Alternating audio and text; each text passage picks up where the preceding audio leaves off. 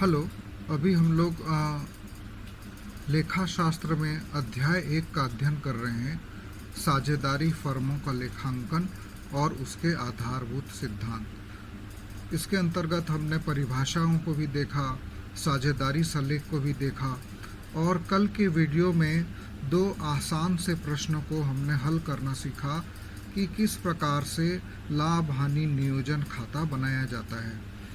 आज के इस वीडियो में कुछ 2 कठिन जो प्रश्न हैं उनको हम लोग हल करना सीखेंगे। तो मेरी सलाह ये है कि सबसे पहले प्रश्न को हल करने के पहले प्रश्न को कम से कम 2 बार पढ़ें, उसे समझें और जो महत्वपूर्ण बिंदु है उसको अंडरलाइन कर लें, जैसा कि मैंने यहाँ पे प्रश्न में किया है।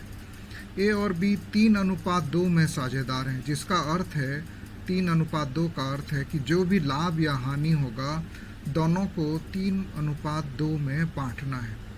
उनकी पूंजी 40 और 30 हज़ार है। इसकी ज़रूरत हमको पूंजी पर ब्याज निकालने के लिए पड़ती है और ब्याज की दर दिया हुआ है 5% वार्षिक। तो जो 40 हज़ार और 30 हज़ार है उस पर 5% की दर से हम ब्याज की गणना करेंगे। उसके बाद ये भी कहा गया है कि बी को 3,000 रुपये वार्षिक वेतन देना है। बी ने यह वेतन वर्ष 2013 में आहरित नहीं किया है और वर्ष 13 का लाभ वेतन देने के बाद 12,000 रुपया था और मैनेजर को इस राशि पर 5% कमीशन देना है। चूँकि 12,000 का लाभ बी को वेतन देने के बाद है, इसलिए लाभ हानि समायोजन खाता में बी के वेतन को हम नहीं लेंगे। तो आइए इस प्रश्न को हम हल करेंगे। सबसे पहले जो शुद्ध लाभ है 12,000, जो चौथी लाइन में लिखा हुआ है जिसको मैंने अंडरलाइन किया हुआ है, उसको पहले लाभ हानि समायोजन खाता के समाकलन पक्ष में लिख देंगे।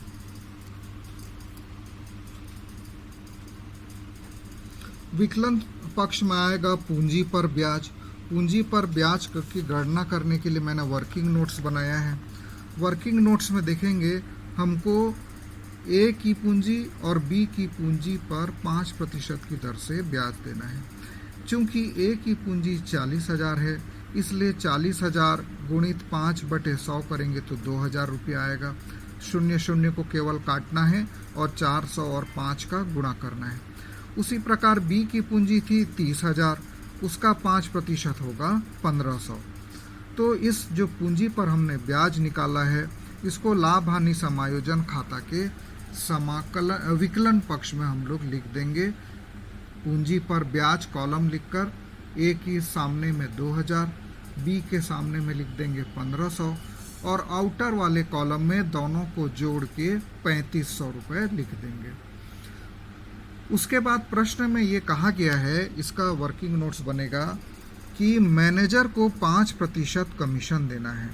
जो भी शुद्ध लाभ हुआ है उस पर 5% कमीशन देना है। तो हमारा शुद्ध लाभ जैसा कि प्रश्न में दिया हुआ है 12,000, उसका 5% हम लोग निकालेंगे तो ये आ जाएगा 600 रुपये। अब इस 600 रुपये को भी हम विकलन पक्ष में पूंजी पर ब्याज जहाँ लिखे हैं उसके नीचे में लिख देंगे मैनेजर का कमीशन और 600 रुपया उसको लिख देंगे। उसके बाद हम क्या करेंगे, दोनों पक्षों को देखेंगे और किस पक्ष का योग ज़्यादा है उसको पहले नीचे टोटल वाले कॉलम में लिख देंगे।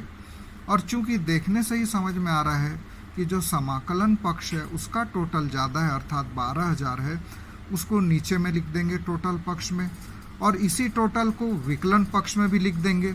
और उसके बाद ये जो 3,500 और ये जो 600 है ये दोनों को जोड़कर 12,000 से घटा देंगे और दोनों को जोड़कर 12,000 से घटाएंगे तो जो राशि बचेगी वो 7,900 होगी। ये अर्थात सभी समायोजन करने के बाद का शुद्ध लाभ है और इसे दोनों साझेदारों में जो तय अनुपात में लिखा हुआ था, प्रश्न के शुरू में ही लिखा हुआ है 3:2 में बांट देंगे। 3:2 का अर्थ होता है कि कुल 5 भाग किए जाएंगे। 5 भाग में से 3 भाग ए को मिलेगा और 2 भाग बी को मिलेगा। तो आइए इसको कैसे विभाजित करना है इसको देखते हैं।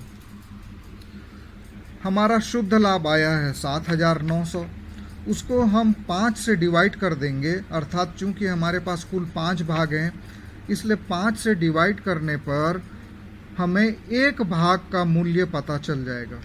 तो 7,900 को 5 से डिवाइड करने पर आएगा 1,580। उसमें 3 भाग हमको ए को देना है, गुणा कर देंगे तो 4,740, और 1,580 का 2 भाग बी को देना है, गुणा कर देंगे तो आएगा 3,160। इसको हम पूंजी खाता से करके ए के कॉलम में 4,740 और बी के कॉलम में 3,160 लिख देंगे और नीचे एक लाइन खींच देंगे, अर्थात ये दोनों का टोटल 7,900 रुपया है। इसे आप ज़रूर से बनाने का प्रयास करें। उसके बाद एक और कठिन प्रश्न जल्दी से हम लोग देख लेते हैं, जो है प्रश्न क्रमांक 6।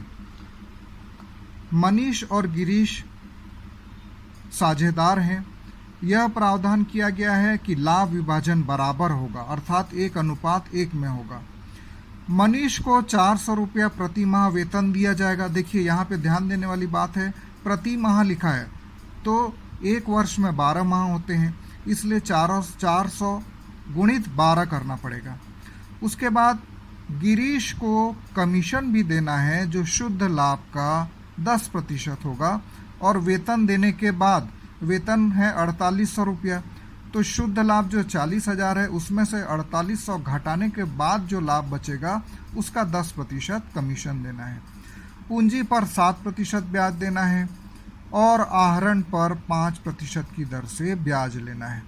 और नीचे में लिखा हुआ है वर्ष की समाप्ति पर लाभ की रकम 40,000 है। लाभ हानि विनियोग खाता तैयार करें। तो आइए इस सवाल को हम लोग हल करेंगे। सबसे पहला काम हम लोग करेंगे, शेष लाया गया लाभ के रूप में 40,000 को लिख देंगे, क्योंकि ये हमको प्रश्न में दिया हुआ है। पहले समाकलन पक्ष को पूर्ण कर लेते हैं। आहरण पर हमको ब्याज लेना है, प्रश्न में लिखा हुआ है 5% की दर से आहरण पर ब्याज लेना है और उनका आहरण की राशि लिखी हुई है। तो आइए हम लोग देखते हैं आहरण पर ब्याज की गणना।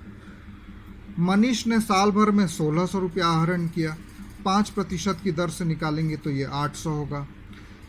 गिरीश ने 14,000 रुपया फर्म से निकाला, 5% की दर से निकालेंगे तो 700। केवल यही आइटम लाभ हानि नियोजन खाता के समाकलन पक्ष में आता है। इसको इस प्रकार से लिख देंगे, आहरण पर ब्याज खाता को मनीष के कॉलम में जाकर लिख देंगे 800 और गिरीश के में लिख देंगे 700, और ये दोनों के योग को आउटर कॉलम में लिख देंगे 1500। अब आते हैं कि विकलन पक्ष में क्या क्या आएगा। विकलन पक्ष जैसा कि हमने प्रश्न में पढ़ा, सबसे पहले हम वेतन दे देंगे। मनीष को 400 रुपया प्रति माह देना है, तो एक वर्ष में 12 माह होते हैं, दोनों को गुणा कर देंगे तो आ जाएगा 4,800 रुपया। गिरीश को कमीशन भी देना है।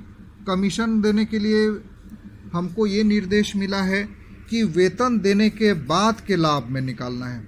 40,000 रुपया हमारा शुद्ध लाभ था, उसमें जो वेतन है मनीष का वेतन उसको हम घटा देंगे और जितना शेष बचेगा अर्थात 35,200, उसका 10% अर्थात 3,520 रुपया हम वेतन के रूप में दे देंगे। उसके बाद पूंजी पर ब्याज खाता मैंने पिछले 3 सवालों में आपको निकालने के लिए सिखाया है, फिर से एक बार सिखा दे रहा हूँ। जितनी पूंजी लिखी हुई है उसका दर लिखा होता है प्रश्न में। इस प्रश्न में 7% लिखा हुआ है। 1 लाख का 7% मनीष को देना है, अर्थात 7,000। गिरीश की पूंजी है 80,000, उसका 7% हो जाएगा 5600, और कुल मिला के पूंजी पर ब्याज के रूप में 12,600 रुपया हम देंगे। इसको भी अब लिख देते हैं हम लोग अपने लाभ हानि नियोजन खाता के विकलन पक्ष में। पूंजी पर ब्याज खाता से मनीष को देंगे 7,000, गिरीश को देंगे 5,600, अब आ जाएगा 12,600। अब पहले सवालों की तरह दोनों पक्षों को हम देख लेंगे कि किधर का पक्ष ज़्यादा आ रहा है। इधर भी समाकलन का पक्ष ज़्यादा दिख रहा है, तो 41,500 टोटल लिख देंगे। इसी टोटल को हम लोग यहाँ पर भी लिख देंगे और उसके बाद ऊपर के जो 3 आइटम है 4800, 3520 और 12600, ये तीनों को जोड़कर 41,500 में घटा देंगे तो जो आएगा ये शुद्ध लाभ होगा 20,580। अब चूंकि प्रश्न में लिखा है कि दोनों बराबर के साझेदार हैं, इसलिए उनको बराबर बराबर वितरण कर देंगे। वर्किंग नोट्स में मैं आपको दिखाता हूँ। बराबर बराबर अर्थात दोनों को 2 से डिवाइड कर देंगे। इस जो लाभ है 2 से डिवाइड करेंगे तो मनीष को भी मिलेगा 10,290 रुपये और गिरीश को भी मिलेगा 10,290 रुपये। इसको हम लोग लाभ हानि नियोजन खाता के विकलन पक्ष में पूंजी खाता से करके मनीष के सामने में लिख देंगे 10,290 और गिरीश के सामने लिख देंगे 10,290। इस प्रकार कुल शुद्ध लाभ सभी समायोजन के बाद 20,580 रुपया आया, जिसको प्रश्नानुसार दोनों साझेदारों को आधा आधा बांट दिया गया। तो इन प्रश्नों को एक बार आप अपनी कॉपी में बना कर देखें, अवश्य देखें। जितना ज़्यादा प्रैक्टिस करेंगे उतना ज़्यादा ये सवाल आपसे बनने लगेंगे।